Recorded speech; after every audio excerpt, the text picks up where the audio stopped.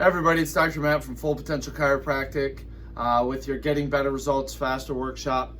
Unfortunately, you guys couldn't make it tonight to go over this workshop on how to get better results outside of here, so I'd like to bring this to you. So throughout this workshop, just make sure you're following along on the worksheet. Fill out the answers to the best of your ability. If you have any questions, just return that to me.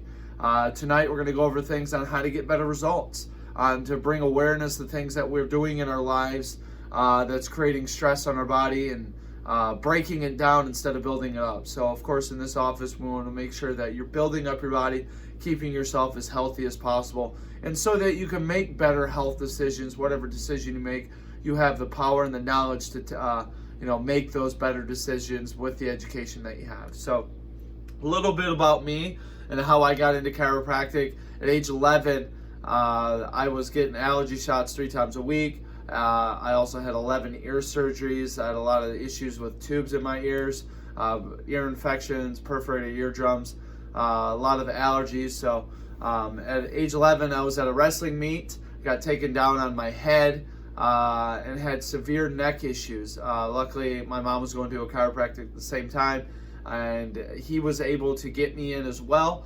Took a picture of my spine, looking at my neck, and it was pretty crooked. So just further education on what is going on with my neck and what was causing a lot of my issues, the allergies, my ear issues, was looking at the curve of my neck and how it was impacting not only the pain, but also my overall health of the nerves up in my neck, which controls a lot of your ears, eyes, nose, throat, and sinus function. So under chiropractic care, I was able to stop having all those ear surgeries, decrease the frequency of my allergy shots. So right then and there, I knew I wanted to help people. I didn't exactly know that I wanted to be a chiropractor at that point, but I definitely knew I wanted to help people of some sort, be a doctor of some sort. It took until college to realize that chiropractic was the way for me, because I love to live that wellness lifestyle. I love to work out, eat right. And I was under chiropractic care in college, and my doctor, or my chiropractor at that time in college, was the one that talked me into going to chiropractic college. So I'm very thankful of the chiropractors in my life, that they were able to influence me in the right direction. So looking at your worksheet, just follow along as we go. We're going to have some questions, but I'll answer them as we go. If you guys have any questions on the worksheet, just bring them in, we'll answer them. But the first question is, do we live in a healthy or sick country? What do you guys think? Do we, are us Americans, are we healthy? And when we look at it, we often think of that cabinet above our sink in the bathroom as a medicine cabinet, right? Should we have a cabinet just for medicine? I mean, is that something that we should do? Or have or implement in our lifestyle? I encourage everybody to look through a different lens instead of, thinking our body needs medication. Instead thinking that our body has everything it needs to be healthy. Not the medication, but what heals us from the inside out. Which country spends the most on healthcare? So, there's a lot of countries in this world that are very much more poor or have less opportunities than we do, and that don't have as much money. But when it comes down to it, the United States, we're spending $2 trillion a year, and that was in 2008. The same study also projected in 2020, which they were thinking that we'd only be spending $5 trillion a year. Well, I can tell you today we're in the double digits. So we've exceeded those expectations of the people that thought we'd be spending only $5 trillion. And this is only on chronic illnesses. So that's not talking about the colds and flus. That's talking about obesity, heart disease, cancer, a lot of those other chronic illnesses. So which country takes the most medicine? So again, we're not the largest country, but we do play a significant role in taking the most drugs. So the U.S. takes about 45% of the world's drugs, and we're only 5% of the population.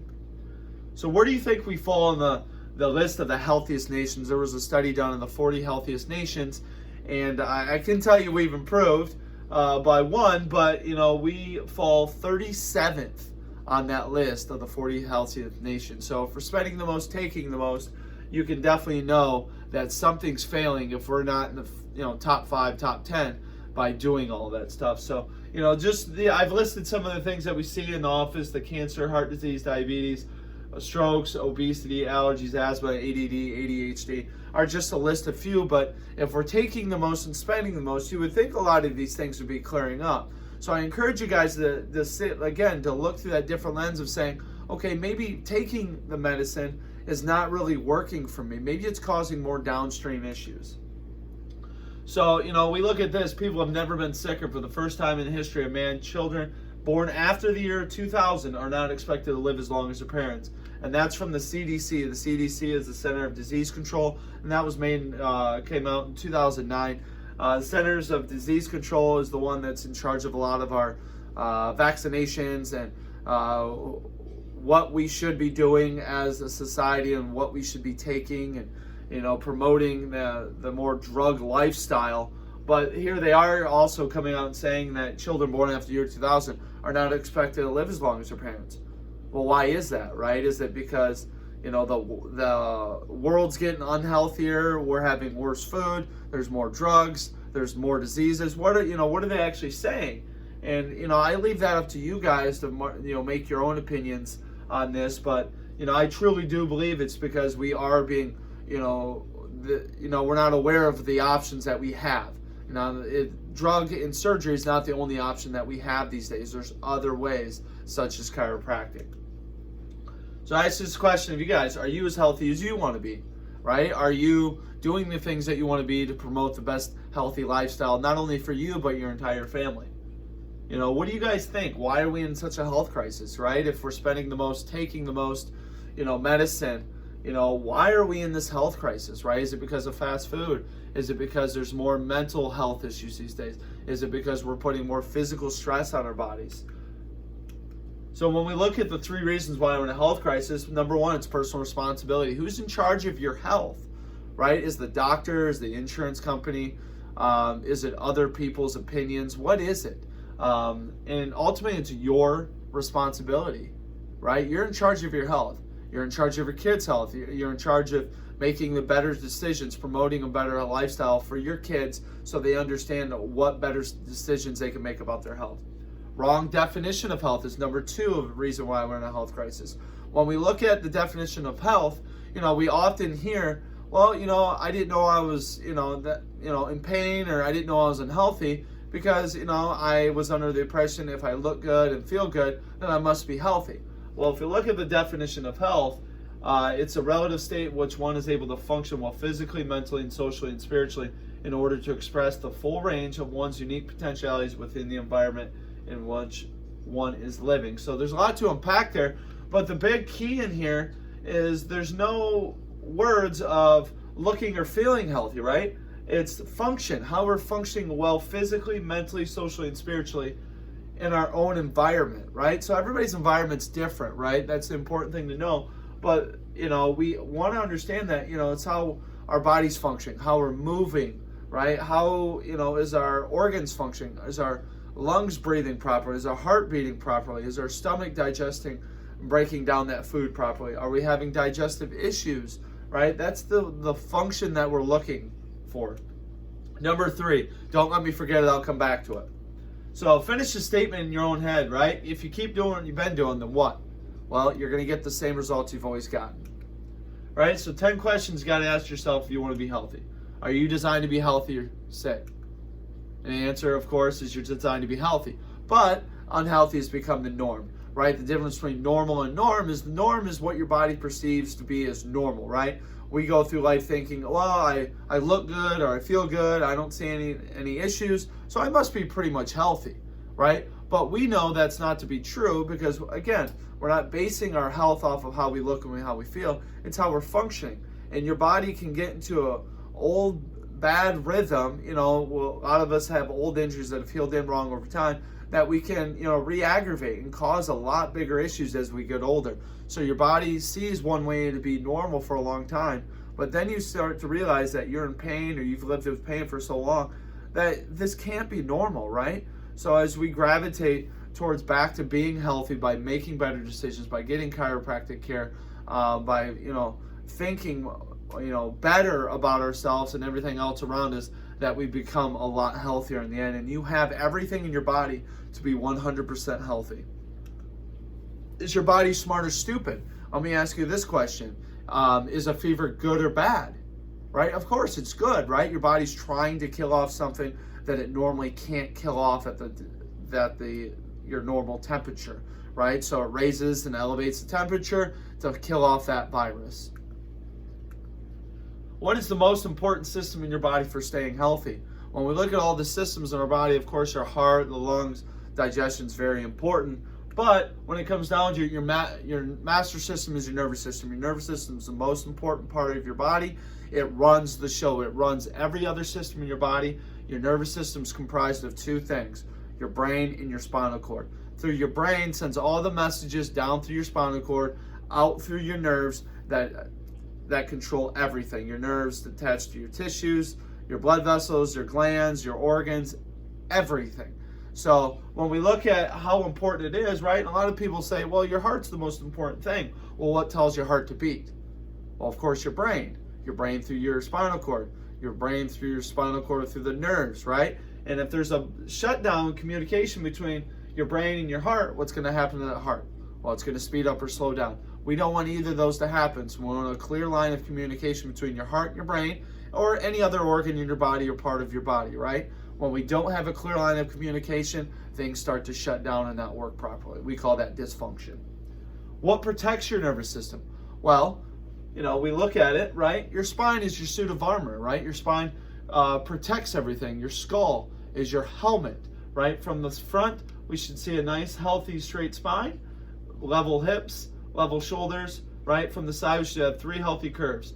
2 reverse C curves, 1 at the top, 1 at the very bottom, and 1 in the middle. Between, there should be nice, healthy disc spaces. Those create as cushions, right? We have 3 curves, or should have 3 curves on our spine that acts as one giant spring to, take on the impact of our lifestyle on a day-to-day basis. So when we look at our skull, of course, it's your helmet. It protects your most important organ, which is your brain, right? Is your life stressful? Of course it is, right? Everybody's life's stressful. When you say, well, I have no stress, we often think of mental stress, right? Mental, emotional stress. Well, we know that's not to be true anymore, right? There's a lot more than just mental, emotional stress. When we look at it, there's 3 types of stress: social stress, psychological stress, and emotional stress when it comes just to mental. When we look at chemical stress, right? It's your diet and lifestyle, right? What you eat, what you put in your body, drugs, pollution, the air we drink, or the air that, the pollution around us, the water in the rivers, right? Every single part, right? Anything that you can put in your body, right, can cause a chemical stress. Physical stress, the big ones, the small ones, right? When we talk about the big ones, we got the car accidents, sports injuries, slips and falls, even birth trauma. When we look at the small ones, it's posture, how we sleep, sit, stand, and walk, right? Or we cross our legs, cross our ankles, right? We have these things all around us called cell phones, right? Tablets, whatever it may be, looking down a lot of time, causing a lot of tech stress. So sitting's the new smoking, right? We've sit more than we have ever sat before, right? Creating a lot of stress on our body, right? Not only do we sit often, right, breaking down our body just by the physical stress of aspect, but we also have a lot of mental stress, right? Sitting at a computer, eye straining a lot of times, maybe causing a lot of headaches, migraines, deadlines, more mental stress there, right? We're so sedentary, right? We often don't get up and move. We don't drink enough water. We're not eating the right things. We're not propelling our body in the right direction. So it's literally breaking down our bodies. So what do you think all this stress is doing to your body? Is it building up or breaking it down? Of course, it's breaking it down. When it's breaking it down, right, what we call the chiropractors is subluxation. Subluxation is a misalignment in your spine. Okay, when those joints misalign in your spine, the bones misalign in your spine, it creates this reaction of the soft tissue around it. So it's starting to damage that soft tissue. When that soft tissue is starting to damage, it's creating this inflammatory reaction in your body. When the inflammation swells up, right, it's putting pressure on a nerve. That nerve irritates. And again, the nerves control everything in your body, so the first thing to react and protect you, because your body's smart, is the muscles tighten up, right? They spasm, right? They do that Because they're trying to protect that area from any more damage happening to it. When they protect it for so long, your body's incredibly smart where it starts to heal in that area. Now remember, you have a lot of old injuries that have healed in wrong over time, right? This is part of the process, right? Unfortunately, your body starts to heal it in wrong, but your body starts to heal it in, which is very important to remember, right? And of course, you get that stress response, whether it's tightness, pain, achiness, whatever it may be, your body will respond in different ways. So when we look at this is the phase of degeneration.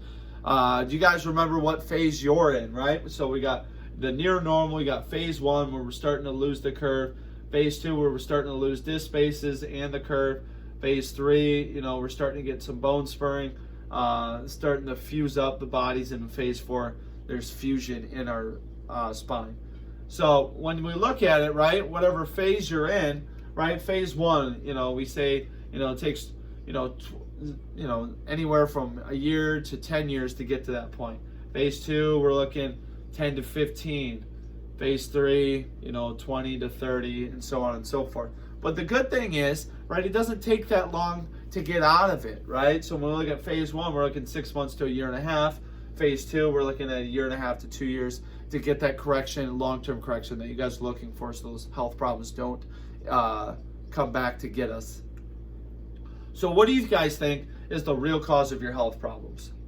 Well, like I said previously, the subluxation, right? When there's a subluxation in our spine, it's causing that pinched nerve effect. When there's a pinched nerve, like I said, there's a dysfunction between the brain and the heart, right? The messages from the brain can't go to the heart, and the heart messages can't go back to the brain. So we call that a breakdown. So when we look at the heart, you can have high blood pressure or low blood pressure, right? We can have high digestion or low digestion. We can have diarrhea, we can have constipation. We can have a high heart rate or a low heart rate, right? So none of that stuff is good. So that's why it's important to keep our nervous system nice and clear.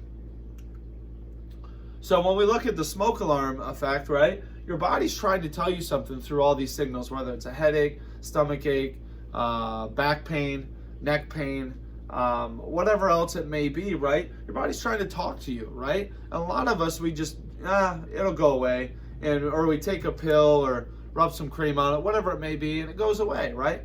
But then does it come back? Well, most likely, right? If you don't get it checked, right, the problem's still going to happen, right? That's your body's way of trying to talk to you. So next time you have a symptom or your body's signaling to you something's not quite right, listen to it. Get it checked before it becomes a bigger issue. So how do you think your nervous system's functioning, right? When we look at, the nervous system, we're looking at through the spine as chiropractors, right? How do you know your cholesterol is high? How do you know you have a blood pressure problem, right? You go get checked, right? Same thing with your nervous system. You go get it checked. That's what chiropractors do. We check for subluxations. That's what we're looking at when we take x-rays. When we're doing the scans, we're looking at nerve irritation. We're looking at misalignments. That's how we know, right, if your nervous system is functioning at a higher percent. What should you do to correct the problems in your nervous system, right? Well, you got to take action, right? You got to start to look at yourself. How much stress do you have on a daily basis, right? Do we have more physical stress? Do we have more mental stress? Do we have more chemical stress? How are the things that we're doing to our spine? Do we work out too much and not rest? Do we eat unhealthy things?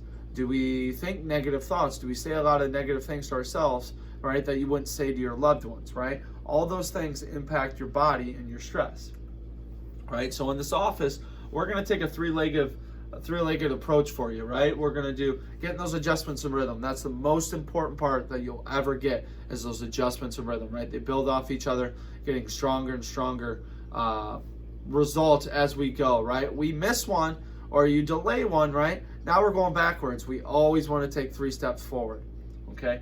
Breaking those bad habits, right, is the number 2 leg on the stool. And it's, you got to figure out what those bad habits are. Are you a stomach sleeper? Do you slouch? Do you cross your legs? Do you eat too much fast food? Do you drink too much pop? Eat too much sugar, right? Are we so negative that it's not helping our body heal? And of course, we'll give you specific stretches and exercises to help you hold your adjustments longer. So when do you guys think is the best time to deal with your health? Today, tomorrow, when you have time, when it's the right moment, when your insurance resets. What do you think, right? Of course, Of course, it was yesterday, but today is the best day to start. And there it is, number 3, procrastination, right? Of course, we've all said, I'll take care of it later. I'll do it when I have time. The time is not right for me. I don't have enough time, right? Well, I encourage you to, to think about this. Do we ever have time to go to the emergency room? No, you don't think about it. You just do it, right? Well, the same thing with your health, right? You take care of it now so you don't have to worry about those big emergencies. Of course, there's going to be an emergency, whether it's a sudden emergency, but, don't make it an emergency because, you just failed to take care of it for so long, right? If you have the opportunity now or the chance to do it now, now's the time to do it, right? And then I encourage all of you guys, right, in the back of that packet that we gave you on day 2, right, you have a family health checkup. Take a look at that. Get your family checked because you've done a lot of the legwork and you've come in here and gotten your health evaluated. We know that if you, take the information we just gave you today and tell other people and the importance of getting their health and nervous system and their spine checked, right, the healthier they're going to be because they're going to be aware of certain things. You have that opportunity to give that gift to your family, and then you'll receive 2 VIPs in the mail for everybody else that you don't, that's not a part of your family. So friends, coworkers, anybody that may be, utilize those, right? There's an expiration on those. If you guys need us to extend that expiration, please don't hesitate. If you guys have any questions on that worksheet or this video, ask the doctors next time you're in. Have a great night, everybody.